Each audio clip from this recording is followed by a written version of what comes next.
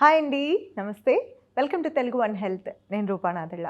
ప్రస్తుతం మనం GVK health హబ్లో ఉన్నామండి. మనతో పాటు doctor Archana MD gold medalist, consultant microbiologist, infection control ఆఫీసర్తో ఉన్నాము. Hello ma'am. హలో, ఎలా ఉన్నారు? Fine, thank you.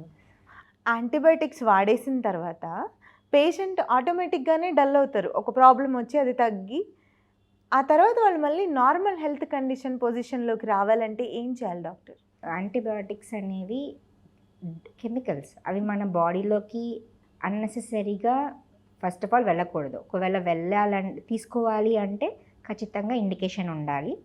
అది తీసుకున్న తర్వాత యాడెడ్ సైడ్ ఎఫెక్ట్స్ వచ్చేస్తాయి. సో కొన్ని యాంటీబయాటిక్స్ చాలా డేంజరస్ ఉంటాయి. కొన్ని ఫర్ ఎగ్జాంపుల్ టీబీకి వాడే మందుల్లో ఒక డ్రగ్ బ్లైండ్నెస్ కాజ్ చేస్తుందండి. మనం టీబీని తగ్గించడానికి 6 months 80 వాడతాము. బట్ ఆ మందులు మనకి ఆ బ్యాక్టీరియాని చంపడానికి ఎక్కువ హెల్ప్ చేయడం కన్నా మన ఐసైట్ పోవడం అనేది ఒక సైడ్ ఎఫెక్ట్.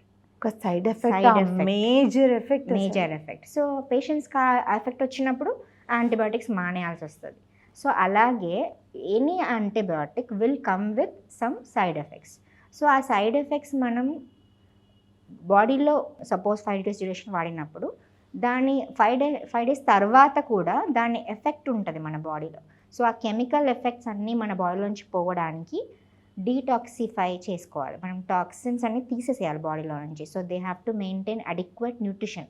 సో కావాల్సినంత మంచినీరు తాగడం, ఎక్కువ ఫ్రూట్స్ వెజిటబుల్స్ తినడం, ఎక్కువ కర్డ్ తినడం, మన గట్ బ్యాక్టీరియాని ఎక్కువ పెంచుకొని సో మన హెల్త్ని మనం రివర్స్ చేసుకోవాలి. సో ఆ ఎఫెక్ట్స్ అన్ని న్యూట్రలైజ్ చేయడానికి మనం ఖచ్చితంగా వేరే మెడిసిన్స్ సప్లిమెంట్స్ కాకుండా natural food, water, fruits and vegetables తీసుకోవడం చాలా ముఖ్యం. రైట్.